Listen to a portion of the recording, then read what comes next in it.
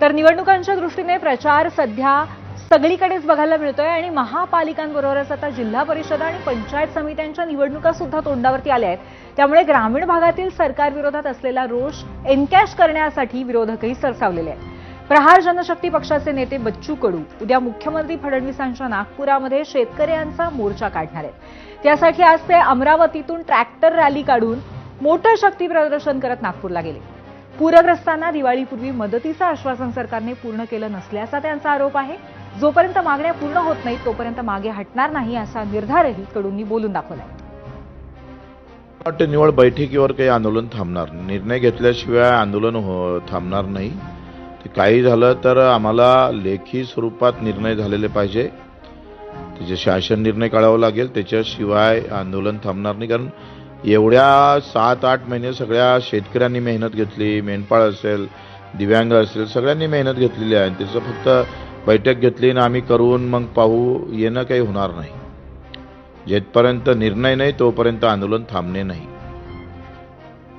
आणि बच्चू कडूंच्या आंदोलनावरती टीका करणाऱ्यांना शेतकरी नेते राजू शेट्टी यांनी प्रत्युत्तर दिलंय।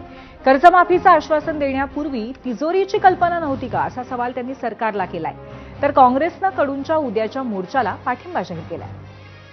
7-12 कोरा कोरा कोरा हा स्टंट होता का काय होता याचं पहिल्यांदा खुलासा करा।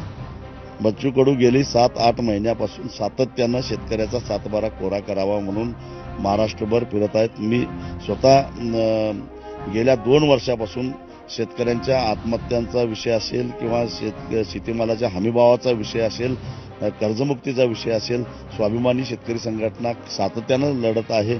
अजितदादांच्याकडे जवळजवळ 11 वर्षापासून अर्थ खातं आहे। असं असताना राज्याच्या आर्थिक स्थितीची खडानखडा माहिती असताना हे दोघंही सरकारमध्ये असताना त्यावेळी आश्वासन देत असताना कळत नव्हतं का? मग एकदा जाहीरपणानं सांगा की शेतकऱ्यांना फसवण्यासाठी अशा प्रकारचं आम्ही आश्वासन दिलं होतं, सांगा एकदा जाहीरपणानं। कडूंनी आंदोलनाच्या संदर्भामध्ये प्रदेश काँग्रेस अध्यक्ष या नात्यानं मलाही पत्र पाठवून त्या संदर्भामध्ये पाठिंबा मागितलेला आहे आणि या सर्व प्रश्नांच्या अनुषंगानं काँग्रेस देखील आंदोलनात्मक आणि एक फार मोठी मोहीम काँग्रेसने सुरू केलेली आहे। त्यामुळे या सर्व ज्या मागण्या आहेत त्या मागण्या रास्त आहेत। या संदर्भामध्ये आमचा देखील पाठिंबा आहे आणि आम्ही देखील लढत आहोत।